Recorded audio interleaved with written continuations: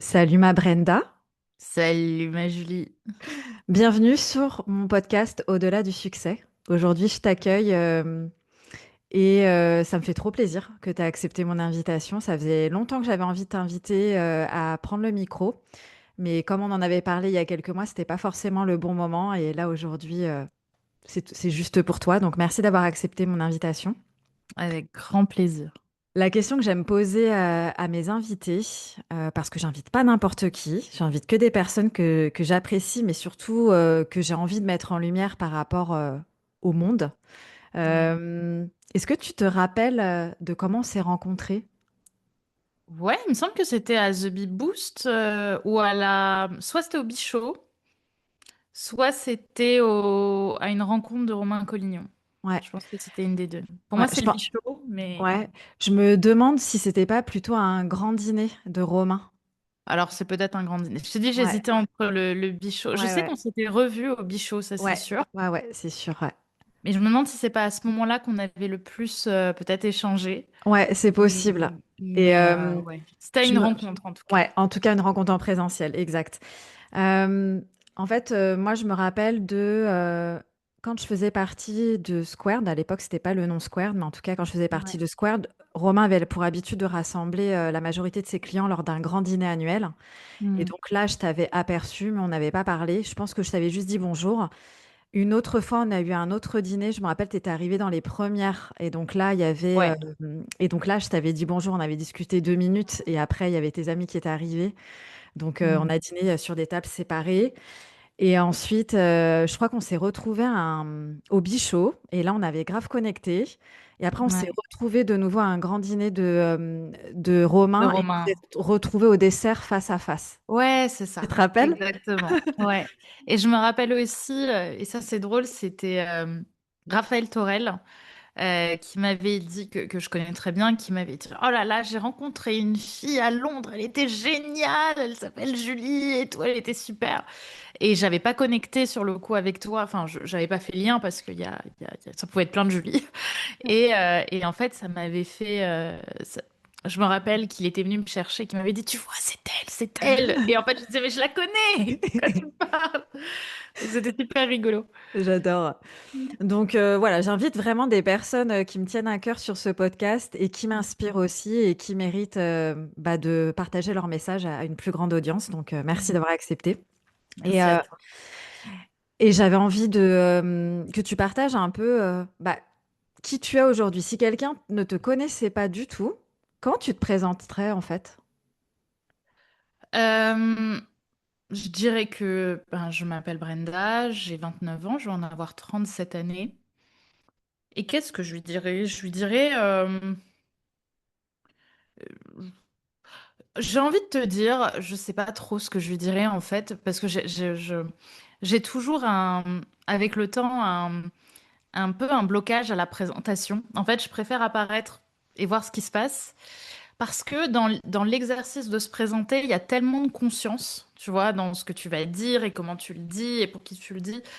Moi, à part dire mon prénom, mon âge et à la limite, tu vois, la ville dans laquelle je vis, le reste, j'aime bien en fait le faire en substance, tu vois, avec de la discussion, avec le contexte, tu vois, avec tout ce qui se passe autour. J'ai plus tendance à me présenter comme ça.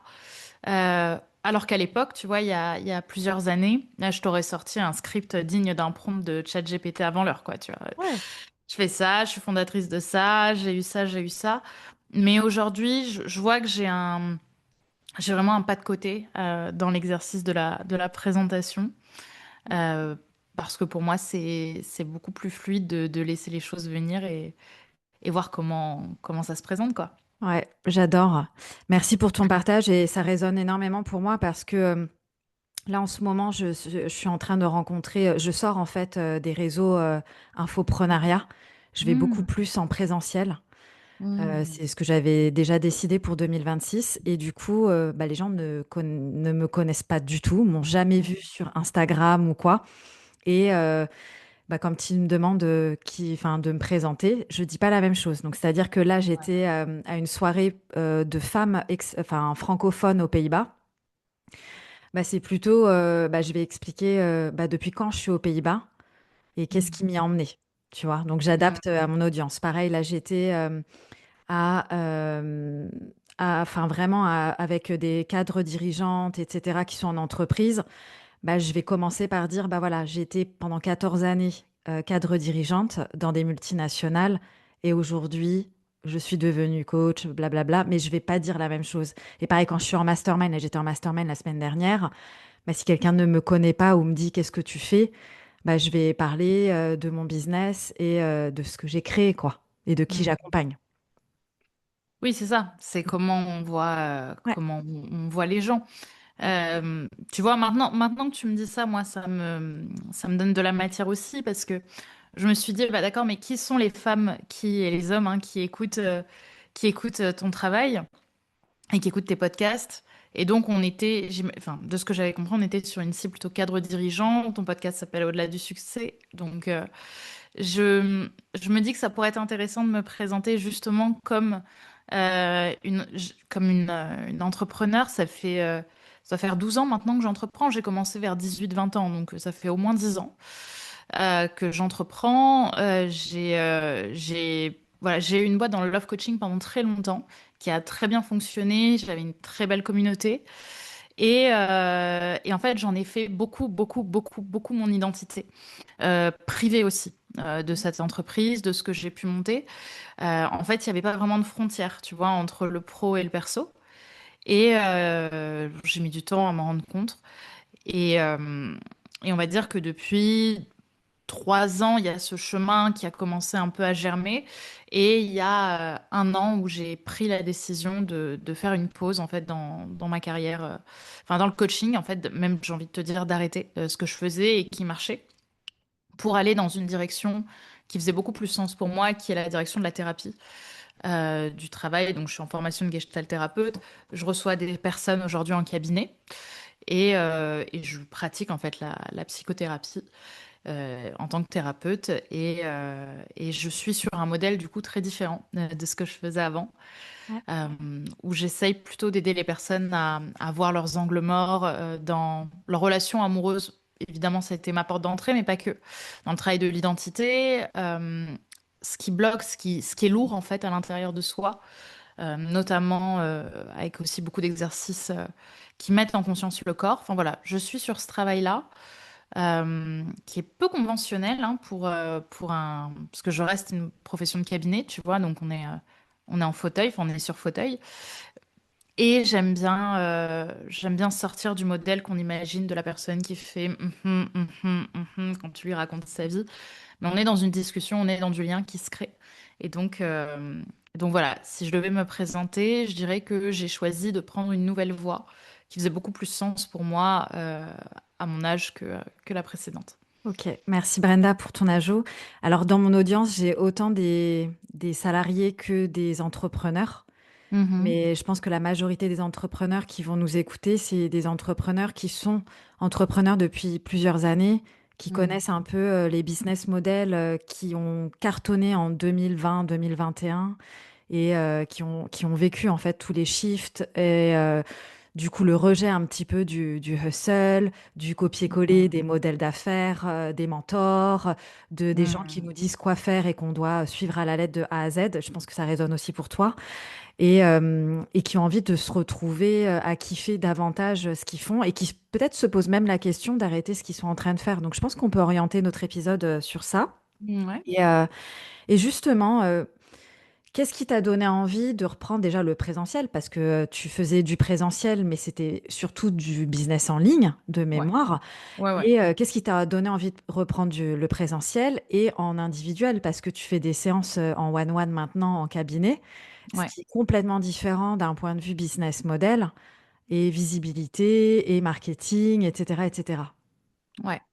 Il y a pas mal de choses. Je dirais que donc j'avais la boîte qui marchait bien, etc. Mais il y avait quelque chose qui avait été un peu perdu dans le temps, qui s'était édulcoré, qui était le sens que je donnais à tout ça. En fait, je me suis rendu compte que si je shift tout l'administratif, toutes les finances, enfin, tout ce qui vient aussi dans cet enjeu-là, si je reste vraiment sur le pourquoi, je pourrais te dire que ce qui m'a fait plus sens, c'est de me rendre compte que je passais plus de temps à faire des tâches de chef d'entreprise, typique, hein, tel qu'on peut l'imaginer, que d'être dans la posture de ce pourquoi j'ai commencé, c'est-à-dire kiffer mon métier. Tu vois, j'étais devenue un peu une dirigeante qui avait plus de liens avec son équipe qu'elle en avait avec sa clientèle. Et c'est un point de vue qui se défend, mais c'est pas le mien. Moi, je me suis rendu compte que vraiment ce qui me nourrissait, ce qui m'animait, c'est le lien, c'est la rencontre. Je suis pas faite pour être une solopreneur. J'ai besoin d'avoir des personnes dans mon alentour. Je suis une personne de lien. Et les moments où je kiffais le plus mon métier, où je me disais c'est pour ça que je le fais, c'était justement dans le présentiel. C'était quand je faisais des rencontres avec ma clientèle, etc. Et je me suis dit, bah, pourquoi est-ce que tu te condamnes à en faire une tous les 4 mois ou tous les 3 mois plutôt que d'en faire au quotidien? Tu vois, ça a été vraiment ma réflexion de me dire, mais pourquoi tu remets pas au centre ce qui te plaît le plus? Et tout de suite, les pensées qui me sont venues, c'est oui, mais tu peux pas parce que tu fais des rencontres à 50, c'est différent, tu peux pas organiser ça tous les jours, toutes les semaines. Ok, bah du coup, comment est-ce que je peux faire pour pouvoir en faire toutes les semaines? Et en fait, la réponse, elle a été simple, c'est de remettre du présentiel et changer de business model. Et aller sur quelque chose, je vais même te dire aussi, de beaucoup plus simple en termes d'élaboration de business model aussi. Euh, bon, j'ai du visio et du cabinet, hein, mais ce qui est vraiment revenu aussi, c'était euh, la manière dont un business peut devenir extrêmement complexe quand on a de l'ambition. Mm. Chez moi, ça a été mais hyper étouffant. Parce que j'avais été biberonnée en fait à l'exercice de la vision, à l'exercice du scaling, il faut scaler, il faut faire ça. Parce que tout ça, ça demande d'aligner des billets. Il se trouve que ces billets, je les avais. Donc en fait, j'ai fait ce qu'on a suivi, mais j'ai complètement perdu le comment j'ai fait les billets qui m'ont permis de scaler. Mm. Tu vois? Ouais. Et c'est ça pour moi qui a été très très fondateur dans la manière dont je me suis réinventée, je dirais, c'est de remettre aussi de la simplicité. Je me suis rendu compte, vraiment, et ça m'a piqué sur le coup, mais ça a été très vite OK, que je suis pas j'ai pas du tout envie d'être une dirigeante de business complexe. Tu vois, pour même te dire, j'ai même pas, je sais pas si le mot dirigeante me correspond. Je me sens beaucoup plus dans l'entrepreneuriat, le fait d'entreprendre, de donner quelque chose au monde, tu vois, d'offrir un service au monde, euh, mais pas dans l'idée de diriger ce qui demande encore d'autres compétences pour moi. Ouais. Moi, je me sens très entrepreneur dans le sens où j'aime vraiment apporter du service, j'aime ma liberté, j'aime le fait de pas avoir de patron ou de patronne. Euh, et je vois aussi combien c'est beaucoup plus facile pour moi et ça me demande beaucoup moins d'aller chercher à l'endroit de mes limites, d'être dans un business beaucoup plus simple en fait. Mhm. Tu vois? Et beaucoup de gens m'ont dit oui, mais regarde, maintenant tu es obligé de vendre ton temps. Alors qu'avant, tu avais un business, je veux dire, je travaillais quasiment pas dans l'idée. Enfin, je travaillais, mais je veux dire, j'étais à 15 heures par semaine. Là, j'ai bien plus que 15 heures. Et je leur ai dit, oui, mais les gars, regardons un peu au ratio. Là, je sais pourquoi on me paye. C'est-à-dire que le service que je propose, c'est 45 minutes pour 100 euros. La personne, elle sait ce qu'elle achète et je sais ce que je vends d'un point de vue palpable.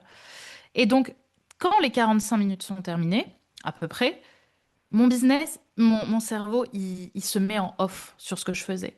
Alors que quand je regarde comment j'étais avant et toute la place mentale que prenait mon business. Tu vois, j'étais avec des amis, je pouvais penser à mon business.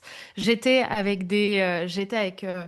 train de regarder un film, il suffisait qu'il y ait une scène autour d'un truc business, ça me refaisait penser à mon business. Et du coup, je prenais des notes sur des contenus que je pouvais créer. Et parfois, je recevais un mail de la part d'une cliente en me disant, OK, il y a ça qu'il faut, comment j'accède à ça? Bon, ben, du coup, je transférais les mails à 22 h, 23 h. Et à cet endroit-là, ça ne se coupait plus.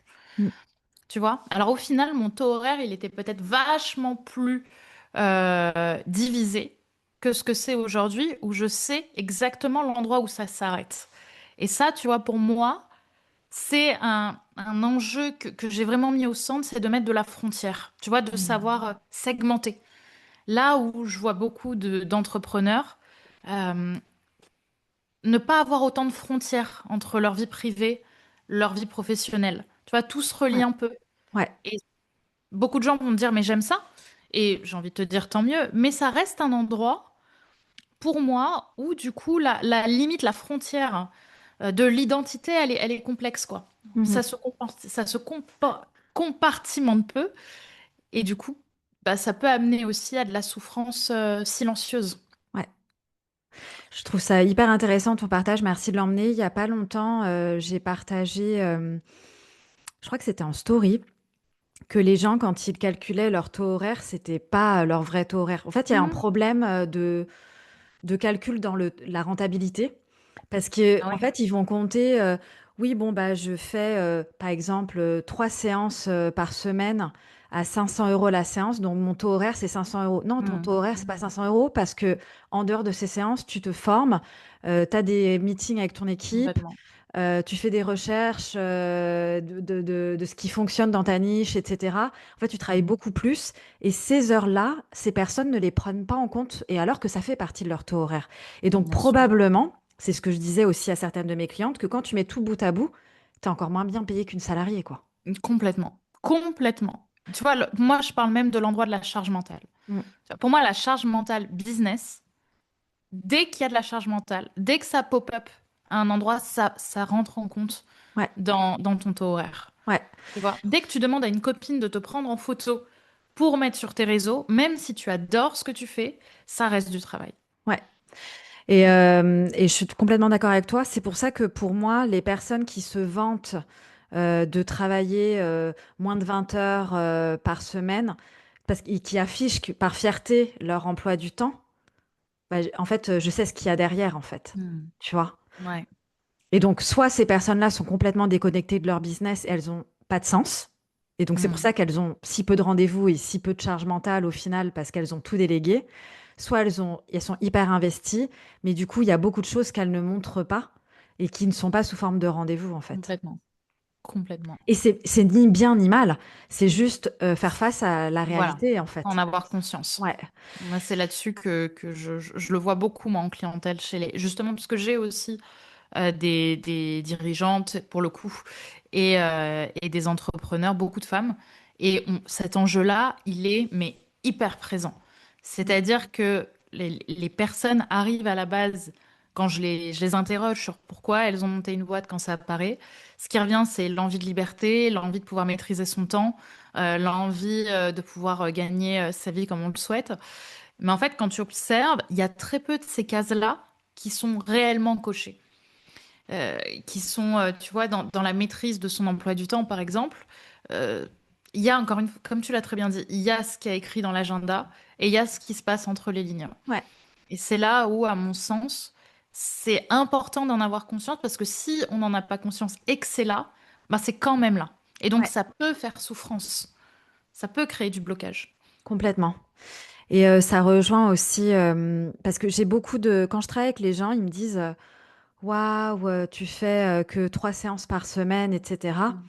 Et ils font le ratio, genre, moi, mon accompagnement, il coûte 6 000 € pour, il y a 6 séances parce que c'est sur 3 mois. Mm. Ils font, ah, waouh, c'est 1 000 € la séance. Non, non, c'est pas 1 000 € la séance.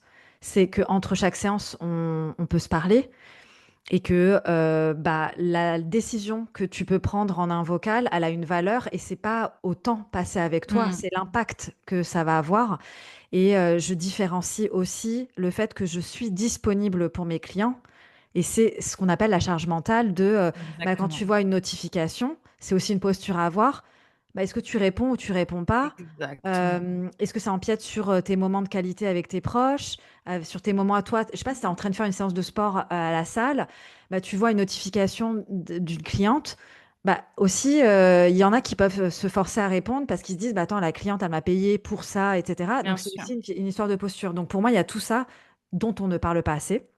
Complètement. Et donc, Complètement pour moi, d'accord. ça veut rien dire. C'est en fait tout ce qu'on a vu dans l'infoprenariat, les modèles d'affaires, etc. En Mm. fait, pour moi, tout est unique. Ça dépend surtout de comment tu le fais, comment tu te sens quand tu le fais et d'où ça part. Quand tu réponds à tes clients à 23 heures, est-ce que ça part de je dois répondre parce que sinon mes clients ils vont pas être contents parce que j'avais dit que je répondais au taquet, Ouais. ou ça part de ah bah tu vois là j'avais rien à faire, ça me fait plaisir d'aider mon client Ouais, ça à dépend de cette ton cadre. heure-là. Ouais, voilà, Ça exactement. dépend de ton cadre. Tu vois. Moi, Exactement. aujourd'hui, le cadre, il est au cœur et je le vois beaucoup chez les femmes. Le manque de cadre, Ouais, d'endroits où c'est OK ou c'est pas OK. Et souvent, c'est parce qu'il n'y a même pas eu d'apprentissage à la base hein, de ce c'est que ça. c'est qu'un cadre dans Ouais, l'éducation.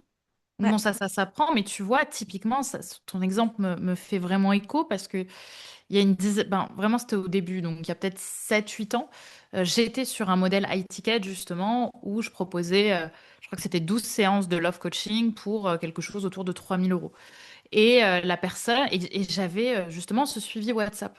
Donc sur le principe, mon ratio était très bon, sauf que parmi toutes les personnes que j'ai eu un jour une personne qui m'envoyait des pavés, mais vraiment des pavés, tous les jours pour me raconter sa vie, pour m'expliquer où elle en était dans son suivi et surtout tous les endroits de mal-être, de souffrance.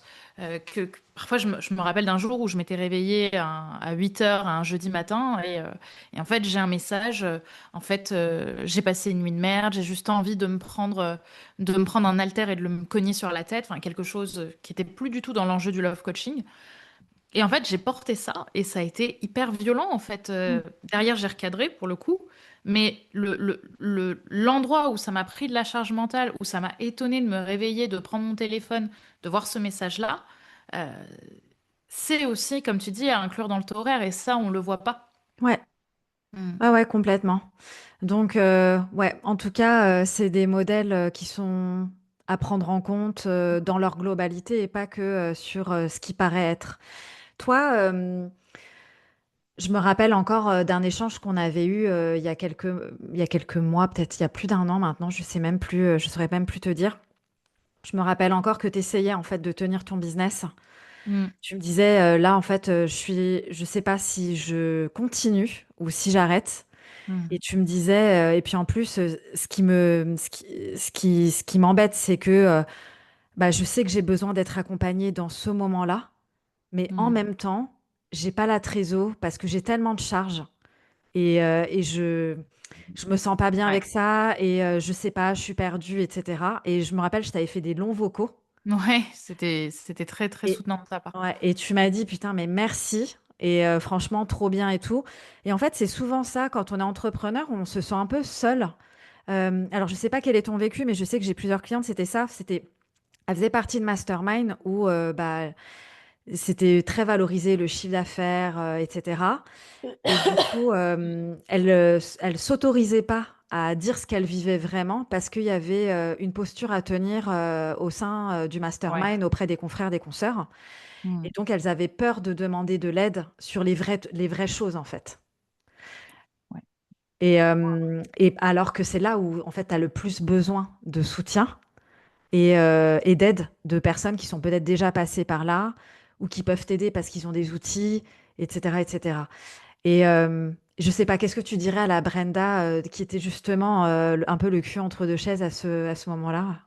Bah, je lui dirais que de toute façon, quand on est dans ce bazar-là, c'est très compliqué de faire preuve de clarté. Ouais, Et que, en fait, c'est le serpent qui se mord la queue parce que on a besoin d'avancer, mais pour pouvoir avancer, il faut qu'on se repose pour avoir de la clarté et on peut pas le faire parce qu'on a besoin d'avancer vite parce qu'on n'a pas d'argent.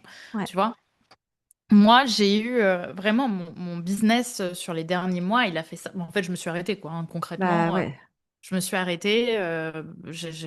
À l'heure actuelle, sur ma boîte, il n'y a plus du tout de trésor, hein. Sur ma boîte de thérapeute, enfin mon auto-entreprise, quoi, hein, là, puisque je travaille, mais sur l'autre, il n'y a plus rien. Et le, comment dire, je pense que ce que j'ai fait du mieux que j'ai pu. Si j'avais pu faire autrement, je dirais que je l'aurais pas fait peut-être aussi violemment que je l'ai fait, parce que ça a été dur. J'ai pris cette décision un peu de manière direct. Tu vois, je me suis dit, OK, du jour au lendemain, en fait, je vais arrêter de faire ce que je fais. J'ai honoré évidemment tout ce que j'avais à honorer sur les prestations. Et je me suis arrêtée, j'ai annoncé que j'arrêtais et je suis repartie, entre guillemets, à zéro. Le, le recul que j'ai aujourd'hui, c'est que c'était peut-être un peu rapide. Tu vois, là où justement, encore une fois, dans le coaching, on encense la rapidité, on encense le passage à l'action. Euh, je le vois vraiment, quoi. On le met partout. Et j'ai été vraiment aussi biberonnée à ça. Pour autant, je vois aujourd'hui combien ça a pu faire poids, en fait, d'aller trop vite. Parce que plus on va vite, plus derrière, il faut assumer Mm. aussi ce qui se passe dans la vitesse. Et quand on est dans la vitesse, quand on est dans la rapidité, on n'est absolument pas au contact de nos éprouvés. On Mm. n'est absolument pas au contact de notre corps, tu vois. Moi, j'aime bien la phrase, j'aime bien dire que nos éprouvés sont contactables que dans la lenteur. Tu vois, on ne peut être en lien avec soi, avec les autres, qu'à l'endroit de la lenteur. Sinon, on est dans quelque chose de plus consommable, en fait, hein, on est plus à l'endroit de la consommation, du rapide, de l'ego. Et c'est pas forcément ce que je recommande quand il y a des prises de décision à Ouais, avoir sur des changements de vie. ouais. Et moi, je me rappelle à ce moment-là, tu me disais, en fait, je suis dans un carrefour Mm, où ce que je pense que je dois faire, c'est investir bah, les derniers sous que j'ai pour croître, mm. pour redémarrer la boîte. Ouais. Et en fait, je me ferai accompagner moi plus tard. Parce que là, en fait, tu étais là, tu sais que tu as besoin d'aide, mais au Mm. bout d'un moment, tu as préféré investir sur du business pour accélérer. Ouais. Et je pense qu'il y Ça, a c'était beaucoup une grande d'entrepreneurs. erreur. Ouais, mais en fait, je pense qu'il y a c'est même pas. En fait, je pense que tu avais besoin de passer par là parce que tu avais quand même de la Oui, confiance oui. parce qu'on en a parlé. Et, Oui, non, mais bien sûr. et- mais je pense qu'il y a beaucoup d'entrepreneurs dans ce cas-là qui, quand ils ont une trésor limitée, vont préférer investir sur de la stratégie ou de l'aide extérieure d'experts, etc., pour espérer redémarrer le truc. Mm. Alors que peut-être s'ils investissaient sur eux, ils prendraient d'autres décisions qui auraient beaucoup plus de bénéfices sur le long terme. Oui, parce que quand on est, comme tu dis, dans l'urgence, on va investir dans ce qui fait le plus survie. Bah, le manque, la Voilà, peur, et c'est ce que tu la disais, quand peur. en fait, on est capable de se connecter à soi vraiment que dans la lenteur.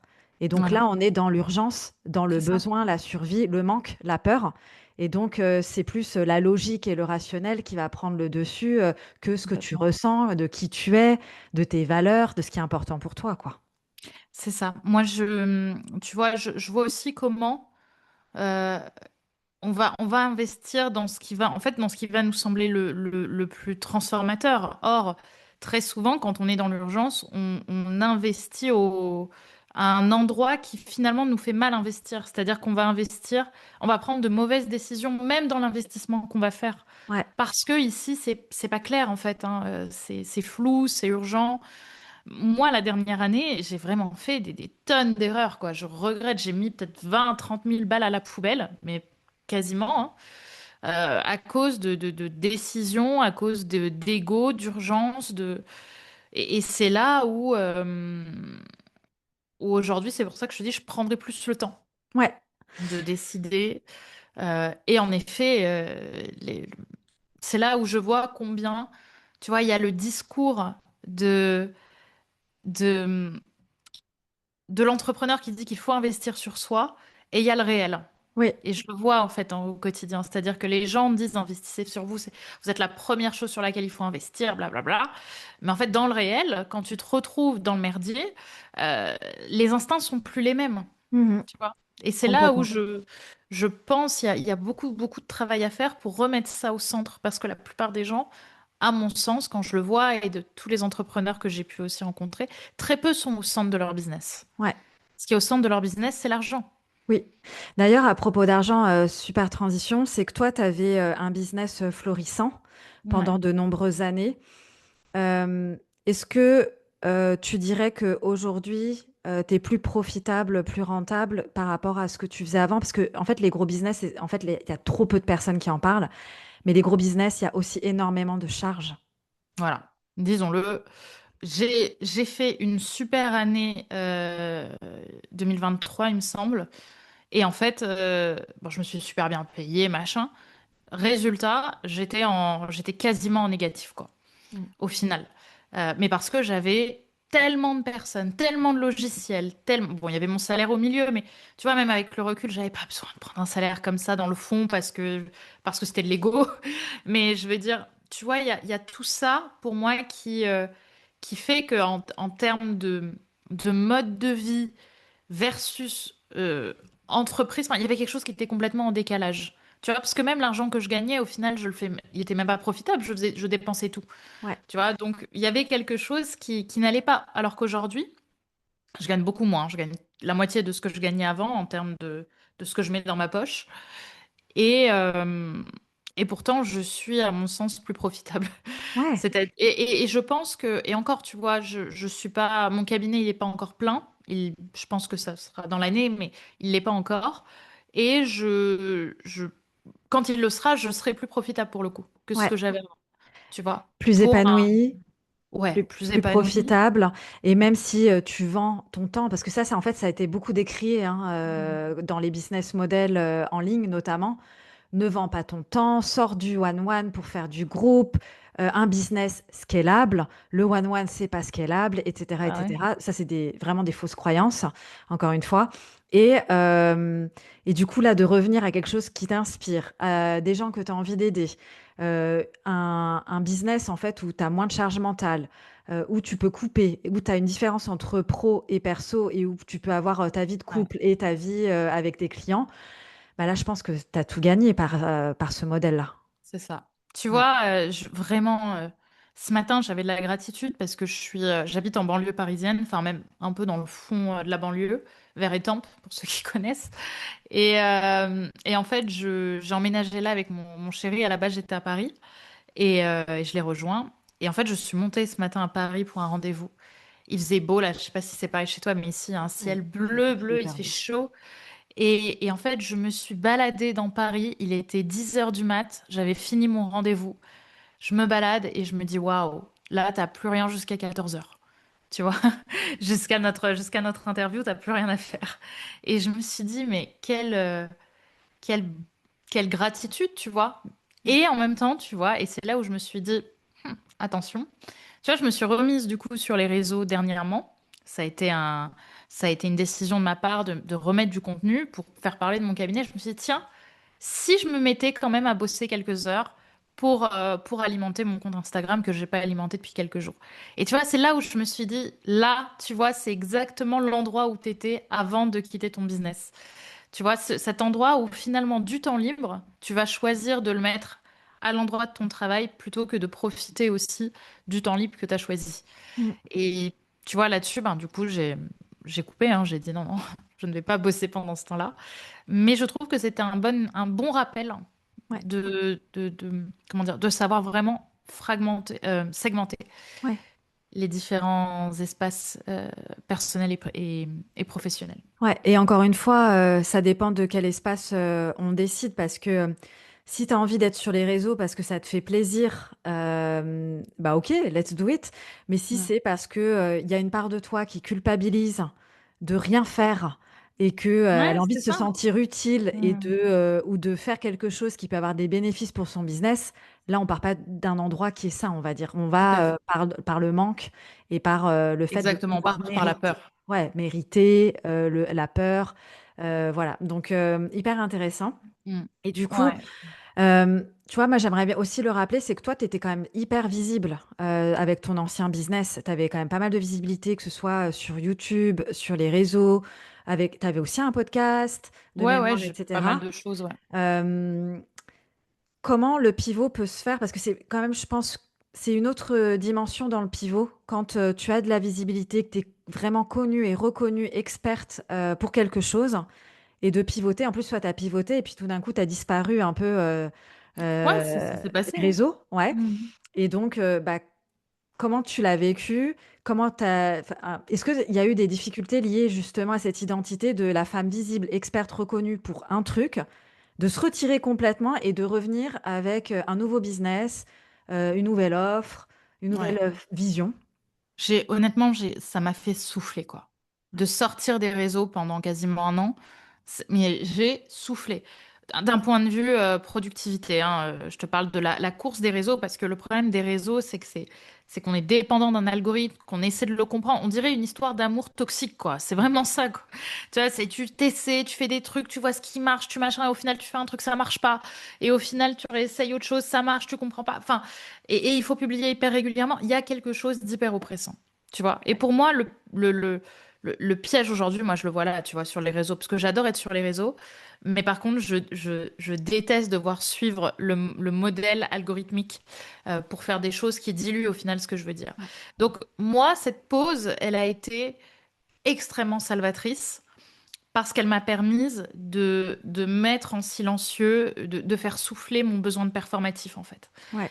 Moi, je suis quelqu'un qui a été shooté à la performance, quoi. Tu vois, pour moi, réussir, l'intensité, la performance, et la mesure de ce succès, la mesure de cette réussite, c'était mes stats sur les réseaux. Ce qui est complètement faux en plus de ça, hein. C'est pas du tout un C'est facteur clair. de réussite, surtout de réussite business, mais en tout cas, j'en étais là. Et je vois combien ça m'a coûté en énergie, en estime aussi, tu vois, de faire des posts et de voir que ces posts ne marchent pas. Ou à l'inverse, de faire des super posts qui marchent, mais du coup, tu es obnubilé par ton téléphone pour regarder si ça mord ou ça continue de mordre ou pas. Et ouais, ce pivot, il m'a permis en fait de me reconcentrer sur ce que je voulais, sur l'essentiel. Et d'être moins dans l'image et dans le besoin d'image. Ouais. Voilà. Et alors moi qui te connais, je dirais en fait, il y a peut-être eu un truc où tu t'es dit, en fait, ce que j'ai construit, c'est génial, mais c'est plus moi. Ouais, il y avait. Bah, ça a été dur hein, Ouais. d'assumer ça. Mm. Mais oui, c'est ce qui s'est passé. J'ai supprimé toutes mes vidéos sur YouTube, Mm. toutes, de l'ancienne génération, de celle qui m'a ramené autant de personnes et qui Ouais. continuaient de marcher. Parce que je, je, je, je pense que j'ai honnêtement monté tout ce que j'ai monté parce que j'avais un désir très intense et très fort d'être aimée et d'être reconnue. Mm. Tu vois, je pense que je n'aurais pas pu y arriver pour d'autres raisons.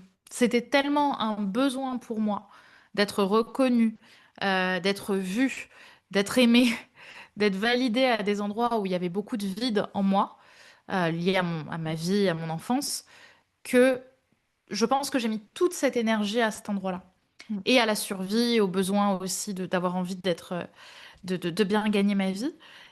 Et je, je vois comment dans ce mouvement, j'étais auto-convaincue hein, que j'étais sincère et honnête, et je pense que je l'étais parce que j'y croyais. Mais quand je les revois aujourd'hui, je vois à quel point je suis plus à cet endroit-là du tout. Ouais. Du tout. Il y a quelque chose qui s'est déconstruit, tu vois. Est-ce que tu ferais un lien entre le fait que tu aies trouvé un homme avec lequel la relation est saine, avec lequel tu te sens bien, etc. Parce que moi, je connais un peu tes histoires amoureuses, et que ça a contribué justement à ce shift identitaire et à ce nouveau pivot? Bah, je pense que c'est venu l'appuyer. Parce que quand j'ai commencé ce travail-là, la situation était différente. Mais j'ai vu comment, et ça c'était la première fois de ma vie, ça pouvait être simple. Mm. Tu vois, comment une relation amoureuse peut être facile, peut être simple, peut être douce, à l'endroit où avant il y avait de la violence, euh, de la Psychologique. violence psychologique, Mm. mais même pas de la part de l'autre, mais comment ça pouvait faire violence en fait, tu vois, dans les mots, dans les attitudes, euh, dans la distance. Il y avait plein de choses qui rentraient en compte, qui étaient dures, qui n'étaient pas fluides et qui me... C'était un peu comme l'algorithme, quoi, qui me poussait en fait à être sur ma barque et à ramer pour me sentir aimée à un endroit où je ne pouvais pas de toute façon être rejointe, tu vois, parce que Ouais, c'était là, c'était moi et moi-même en fait. ouais. Donc oui, le travail business a été nourri par vraiment mon chemin thérapeutique qui m'a amené à changer aussi de vie, tu vois, de quitter Paris centre, d'avoir une vie plus simple, d'avoir quelqu'un vraiment d'exceptionnel et de sécurisant. Tu vois, je mets vraiment un accent aujourd'hui sur la sécurité. Et pour moi, la sécurité, elle est là quand il y a de la lenteur. Mm. C'est ça qui change. Ouais. Ouais, c'est vrai que toi, ton business, il a décollé assez rapidement aussi. Tu étais hyper J'avais jeune. 20 ans. Ouais. Donc, comme tu dis, la vitesse, enfin, t'as eu un business aussi de grosse taille avec une équipe, etc., hyper Bah ouais. rapidement. Et c'était la norme dans les masterminds dont on faisait partie. C'était Mm. normal, c'était ce qui était Ouais. valorisé, c'est ce qu'on nous enseignait et ce qu'on nous accompagnait aussi à faire. Mm. Et puis, bah, ok, au bout d'un moment, t'as remarqué que tu t'éteignais plus que C'est tu ça. t'amusais, quoi, tu t'épanouissais. Quelque chose qui faisait plus sens, il y avait quelque chose où, tu vois, on le dit, je sais que j'ai détesté dire ça. Enfin, je me serais détesté d'avoir dit ça, mais je vois aussi comment bah, j'avais beau être très mature, avoir monté un super business, ben, j'avais 20 ans, quoi. Mm, J'avais 20 ans, je suis rentrée dans mon premier mastermind, il me semble que j'en avais 24. Ben, t'as beau être mature, t'as beau avoir un business, t'as vécu que 24 années. mm, Donc ton niveau de maturité, il n'est pas à l'endroit de si t'en as vécu 30 ou 40 en fait. mm. Et je vois comment il y avait en fait dans mes mouvements dans le mastermind, dans les masterminds que j'ai fait, quelque chose qui était aussi à cet endroit de me sentir aimée, de me sentir valorisée, mise en avant. Et c'est et je vois surtout combien c'est très très présent dans les masterminds aussi, hein. Ouais, Euh, Combien les gens viennent avec des problèmes business alors que ce sont tout sauf des problèmes business. c'est ça. C'est des problèmes d'amour de soi. Moi, je le dis tout le temps, hein, tout le temps. Dans toutes les conférences business que je fais, les problèmes business ne sont jamais des problèmes business. Je suis d'accord. C'est des problèmes d'estime de soi, c'est des problèmes d'amour de soi, c'est des problèmes de prendre sa place, de confiance, de croyance, de projection, de transfert. Enfin, il y a de tout, Ouais. quoi. Exact. Et du coup, tu as quand même eu une sacrée expérience pour une femme qui n'a pas encore 30 ans. Parce que tu dis, Ouais. oui, j'étais jeune et j'avais pas Oui, l'expérience oui, d'une oui. Oui, je personne suis qui a encore vécu. très jeune, hein. Ouais, Ouais. mais tu as quand même du vécu que beaucoup n'ont pas. Mm. Tu as fréquenté aussi d'autres entrepreneurs, tu as pu Ouais. comparer aussi, voir ce qui se faisait, ce qui se faisait pas, jusqu'à aujourd'hui te trouver dans quelque chose dans lequel tu t'épanouis davantage.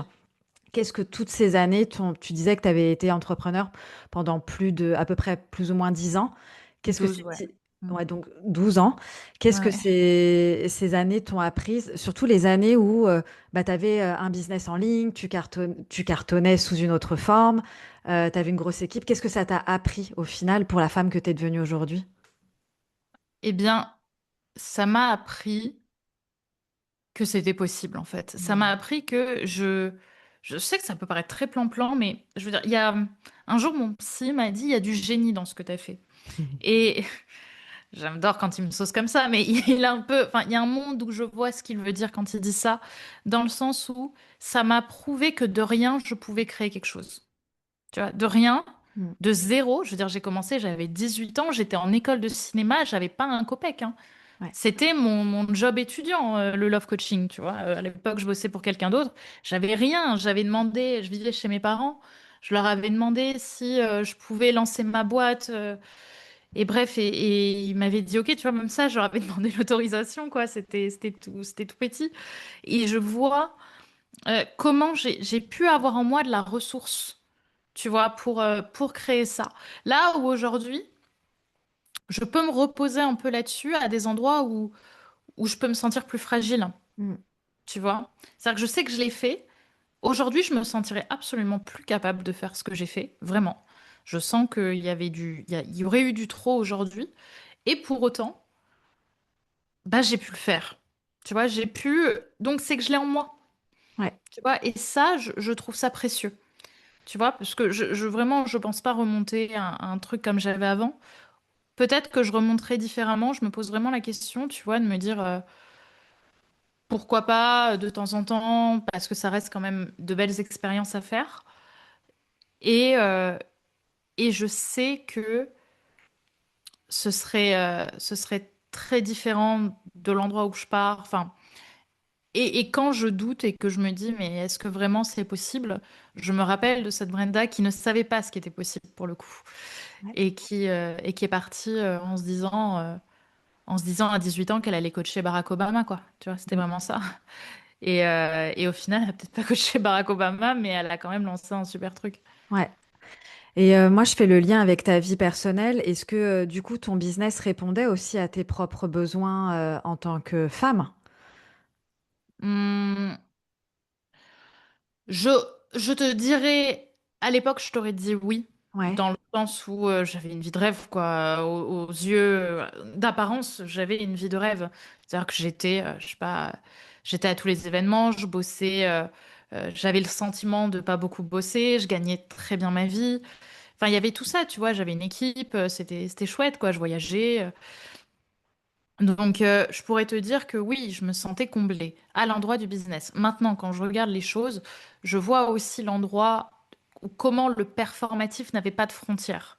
Tu vois, comment la performance, vraiment, quand elle n'est pas cadrée, elle est insatiable. C'est-à-dire qu'à tous les endroits de ma vie, il y avait de la performance. Mm. Dans les relations professionnelles, enfin, dans le pro, il y avait de la performance, ce qui est, on va dire, à peu près normal dans l'idée. Mais par contre, tu allais retrouver cette performance dans ma vie amoureuse, dans ma vie amicale, dans mon quotidien avec ma famille où j'avais aussi besoin de montrer tout le temps ce que je faisais. Donc il y avait quelque chose qui était un peu déconnecté du réel. Ouais. Et Voilà. les femmes que tu accompagnais, est-ce que tu dirais que c'est des femmes qui t'aidaient aussi à guérir tes propres schémas ou pas du tout? Je pense que c'était pas tant elle directement, mais c'était ce que je vibrais qui me renvoyait à des profils qui me donnaient envie d'aider. Je sais pas Mhm. comment te dire, mais en fait, pour moi, il y a quelque chose où on a les clients qu'on mérite aussi. Ouais. Et il y avait, quand il y a de la, je pense que mes clientes voyaient en moi l'image d'une femme qui avait traversé ce qu'elle traversait. Et en fait, moi-même, j'étais convaincue que je l'avais traversé alors que non. Mais du coup, quand je coachais, je pense qu'il y avait une partie de moi qui était à l'endroit d'une volonté d'essayer de me guérir moi-même aussi, quoi. Mm. Ok. De toute Tu vois? façon, je pense, et ça fait pas longtemps que je l'ai conscientisé, c'est mon coach qui nous l'a dit il y a quelques mois, que quand on monte une activité où on aide les autres, Mm. c'est aussi une part de nous qu'on a besoin d'aider, en Ouais. fait. Ouais, Ouais. je suis convaincue de ça. Tu vois, plusieurs fois, je m'étais étonnée à dire des choses qui faisaient vraiment écho à ma vie. Ouais. Tu vois? Vraiment écho sur des points différents, mais qui faisaient écho. Et ça m'a étonnée hein, plusieurs fois, même en cabinet, de dire des phrases qui m'étonnaient de véracité par rapport à ce que moi je traversais aussi. Donc c'est précieux. Qu'est-ce que ça t'a demandé de lâcher pour faire ce pivot? Parce que comme on en parlait tout à l'heure, c'est quand même assez inconfortable quand tu as de la visibilité, quand tu es experte dans un domaine que tu es reconnu, que tu es beaucoup suivi, que les gens, en plus, même dans notre, on va dire, dans notre réseau entrepreneurial, te connaissent, etc. Ça t'a demandé de lâcher quoi? Qui peut être aussi quelque chose que tu as peut-être procrastiné, parce que tu as été dans une Hmm. transition pendant un petit Ouais. moment. Je pense que ça m'a demandé de lâcher l'image que j'avais de moi. Tu vois, l'histoire que je me racontais sur mon business, sur ma définition de la réussite, ça m'a demandé de lâcher la performance. Mm. Vraiment, ça m'a demandé de lâcher, euh, comment dire, toutes les croyances autour du scaling. Ouais, c'est tout ça qui est parti, quoi. Ouais. Tu vois, avec ça.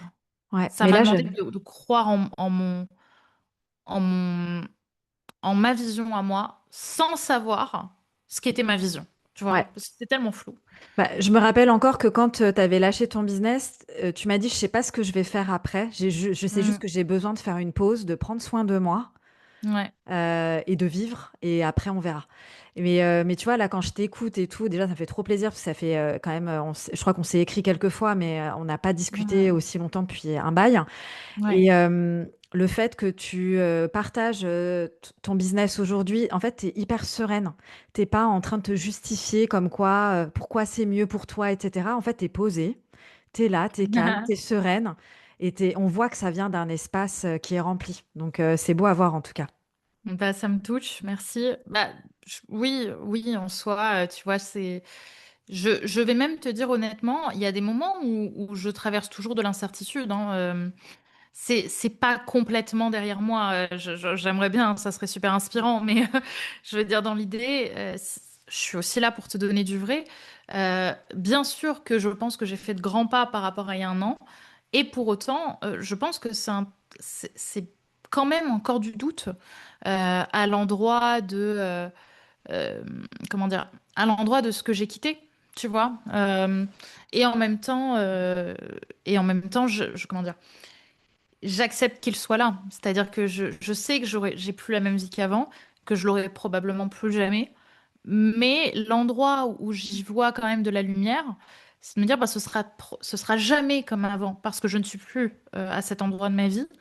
Mais c'est pas pour autant que tu ne peux pas faire autre chose euh, que ce que tu fais aussi maintenant à l'heure actuelle. Tu vois, Bien je sûr. pense il y a quelque chose où il faut pas se condamner. Je suis très heureuse et très épanouie dans ce que je fais à l'heure actuelle, c'est-à-dire le cabinet, la thérapie. Euh, Ça, j'aime vraiment beaucoup.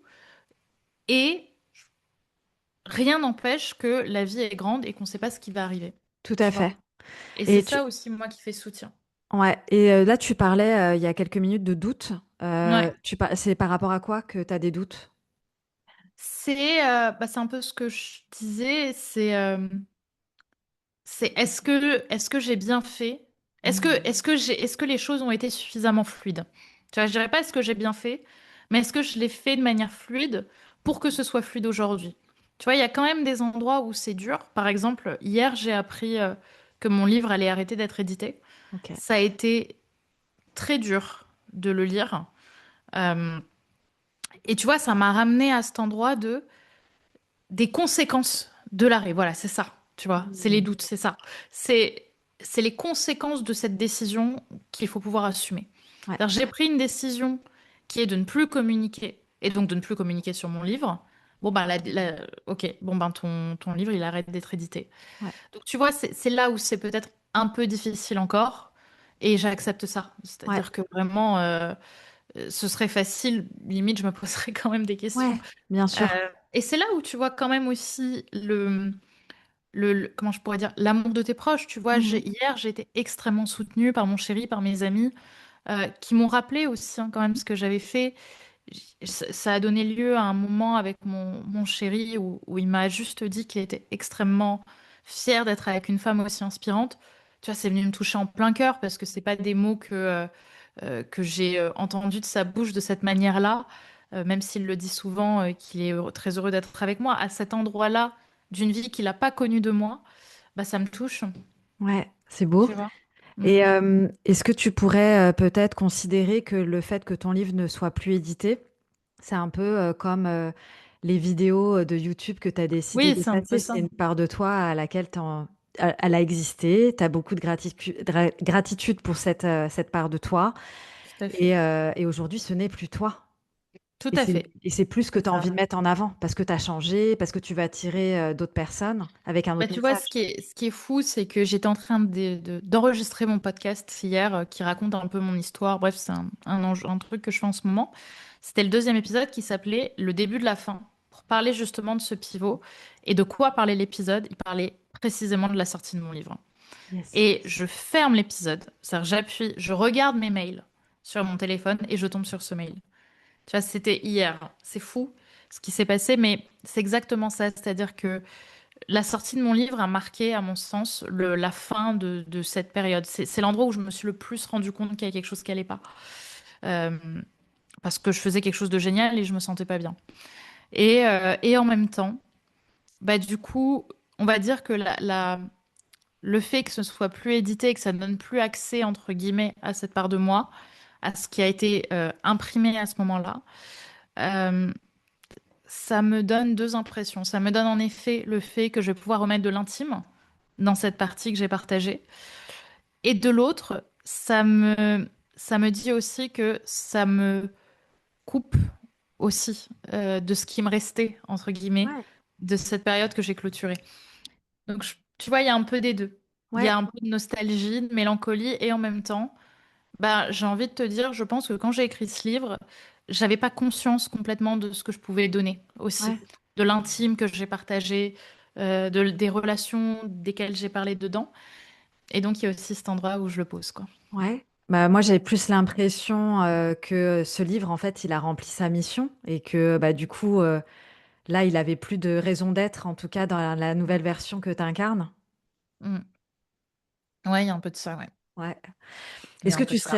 tu serais d'accord de dire que l'identité de la femme derrière le business, en fait, ne permet pas au business de se développer si elle-même, elle se développe pas. C'est-à-dire que le business est limité par l'identité de la femme qui le dirige. Ouais, ouais, bah, je pense que c'est dans tout, c'est-à-dire qu'il y a notre cadre, il y a nos limites psychiques, Mm. et, et en fait, c'est à quel endroit on se met dans ce cadre, Ouais. et où sont les frontières. Mm. Tu vois, moi, comme on se l'est dit, en fait, les problèmes business sont jamais des problèmes business, donc si Ouais. l'identité, elle est figée, entre guillemets, donc on bosse pas dessus, sur nos enjeux, on peut pas aller chercher autre chose dans son business, c'est pas possible. Mm.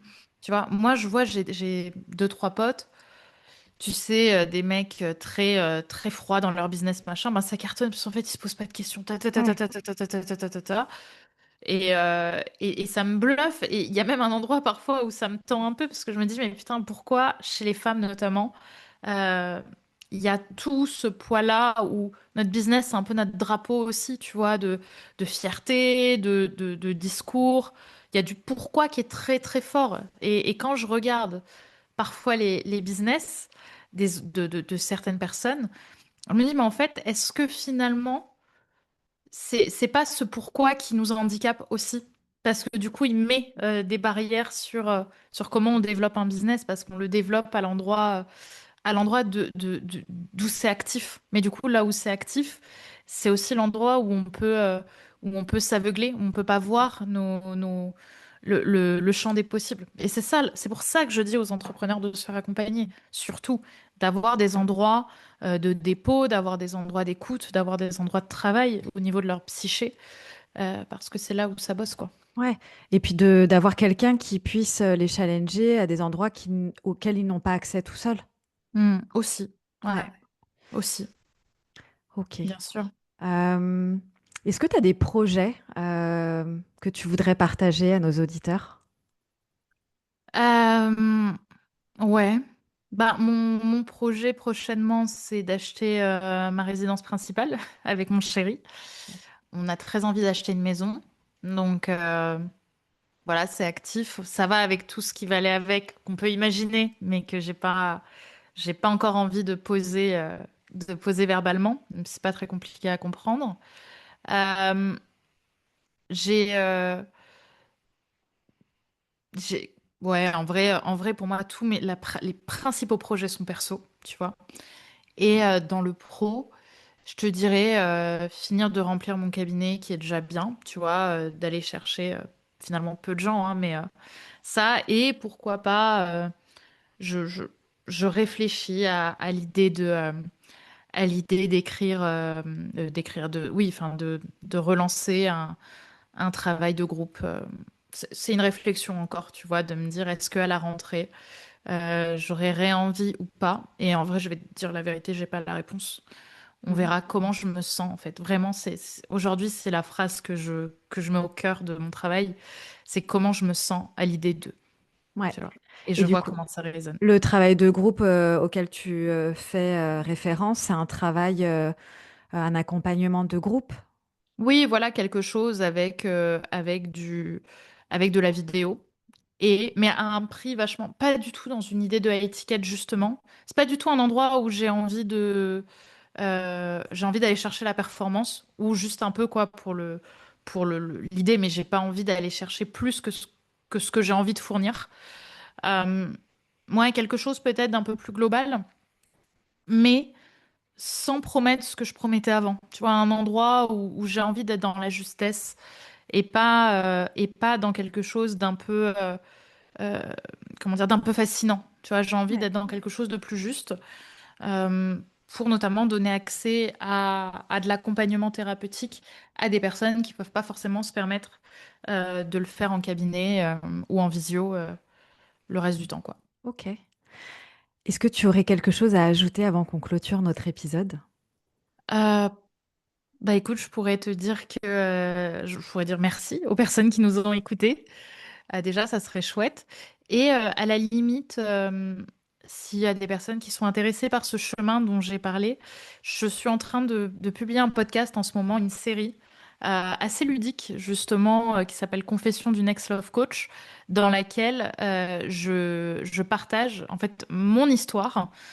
Comment est-ce que mon crash, on va dire, était potentiel, allait venir en fait potentiellement, et comment est-ce que j'analyse tous les angles morts justement de cette histoire que je voyais pas à l'époque. Et le premier épisode est sorti en début mai et ça a été très très précieux, les retours. J'ai vraiment beaucoup de personnes qui ont aimé parce que tu as l'impression d'écouter une histoire et en même temps tu as accès à pas mal de réflexions thérapeutiques dessus. Donc je trouve ça chouette de commencer à bosser comme ça. Ok, tu me donneras les liens, comme ça je les mettrai en Ouais, bien sûr, description. avec plaisir, Si avec les plaisir. gens, ils ont envie de te contacter, via quel canal ils peuvent le faire? Alors, moi, je suis présente donc sur Instagram et sur YouTube.